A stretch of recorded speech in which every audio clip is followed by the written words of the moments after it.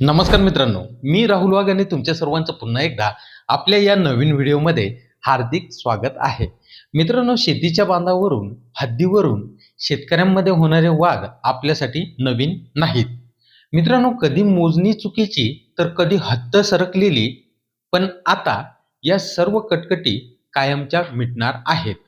होय मित्रांनो, राज्य शासनाच्या भूमी अभिलेख विभागाने एक अतिशय मोठा आणि क्रांतिकारी असा निर्णय घेतलेला आहे. मित्रांनो, आता 2024 पासून मोजणीनंतर मिळणारी नकाशाची क प्रत ही अंतिम मानली जाणार आहे. मित्रांनो, याबाबतचे अधिकृत परिपत्रक लवकरच शासनाकडून जारी होणार आहे. पण मित्रांनो, ही क प्रत अंतिम कशी ठरेल? तर मित्रांनो, आधीच्या मोजणीत आणि आताच्या मोजणीत नेमका काय फरक आहे? चला या ठिकाणी सविस्तर समजून घेऊया. मित्रांनो, आतापर्यंत मोजणी केल्यानंतर मिळणारी क प्रत ही काही वर्षांनी जुनी व्हायची आणि पुन्हा मोजणीची वेळ यायची. मित्रांनो, यात शेतकरी, जागा मालक आणि जमीन विकली असेल तर खरेदीदार यांचा मोठा वेळ आणि पैसा या ठिकाणी वाया जात होता. पण मित्रांनो, आता भूमी अभिलेख विभागाने ई मोजणी व्हर्जन 2 आणलेली आहे. मित्रांनो, या नवीन प्रणालीमध्ये जमिनीची मोजणी ही उपग्रहाद्वारे म्हणजे सॅटेलाइटद्वारे केली जात आहे. सर्वात महत्त्वाचे म्हणजे तुमच्या जागेची हद्द आणि स्थान हे अक्षांश आणि रेखांशद्वारे अचूकपणे निश्चित केले जात आहे. मित्रांनो, याचा फायदा काय आहे?